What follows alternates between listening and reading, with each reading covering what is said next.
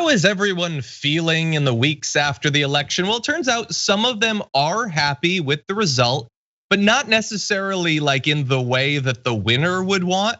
There's a poll we're gonna analyze which shows a third of the country being happy that Donald Trump lost the election, which is slightly more than the 1/4 who feel the same about Joe Biden winning.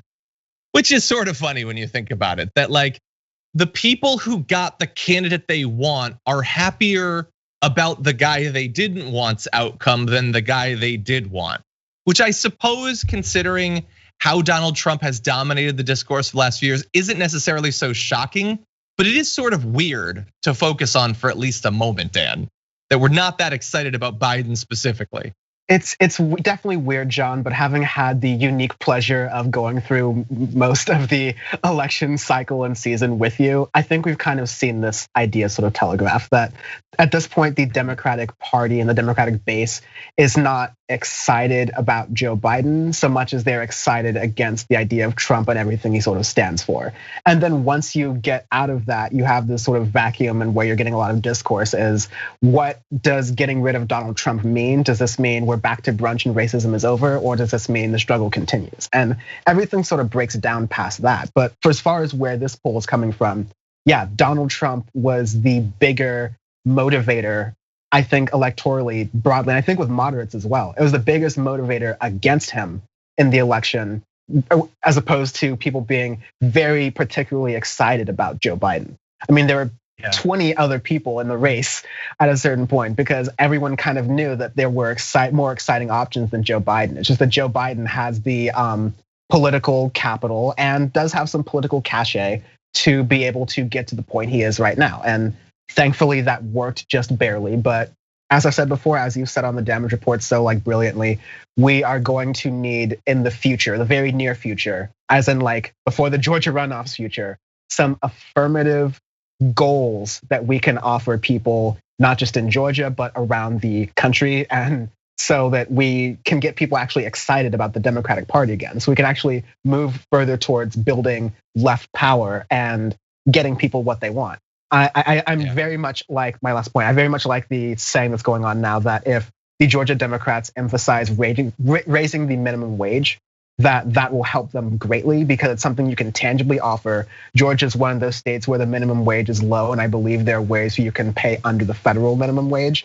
And during COVID, that's a damn no-brainer. So I think that's something they should do. Yeah. Yeah, and not far away off in Florida, that ballot initiative to raise the minimum wage actually passed in a time when the Democrats lost. Maybe a lie with the thing that people actually want. Really fast, attached to this a bit because it seems sort of fun. It seems sort of weird, I guess, in a political show to really focus on whether people are happy or whatever. But we've been through a very difficult time, and I don't necessarily focus on mental health and wellness all that much, but I do care about it at least a little bit. I occasionally have talks with Anna Kasparian, who talks about it often, and so it would seem as if people are so happy, and you've got like 73% of the Biden voters being happy that Trump lost, that means that maybe we're entering into a period where there will be happier. But my question is the relationship between Trump and the country really changing as much as it might seem like it would? From him being president to him not being president, are we going to hear that much less about him? Is he gonna talk less, have less appearances? Is the right-wing media gonna focus less on him? I'm not exactly convinced at this point, Dan. What does your gut say? I think to some extent, I think it will change and adapt because Donald Trump had a lot of free media attention from what we consider to be mainstream media sources. Fox News is mainstream media because they get a lot of views and they're available everywhere. So I lump them in, but we've traditionally think of like ABC News and NBC and all those other outlets, CBS, PBS, NPR, all those as mainstream outlets. And Trump is gonna continue to get some coverage in there. It'll probably be significantly less because like, God willing, he's not the president and he's not in the Oval Office anymore. And so everything else that's around that is just covering the circus. But I think the CEO or like head of the time of programming at CBS at a certain point right before Trump won, gave up the cards and said, look, Donald Trump winning is good for ratings. Like it's good for us here when we are like trying to get numbers up for advertising. And so there will always be that incentive for the media to cut to some elevator shot of Trump at a golf course announcing some new weird scheme. Like, we could absolutely be living in a loop, John. Of course, we absolutely can be living in a loop.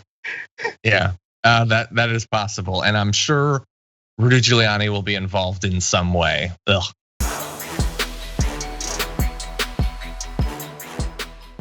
For more political news breakdowns, interviews, stories of activism, and me trying my hardest to care about the occasional big celebrity news story, subscribe to our YouTube channel at youtube.com/The Damage Report. And you can ring the bell wherever it is so you don't miss anything.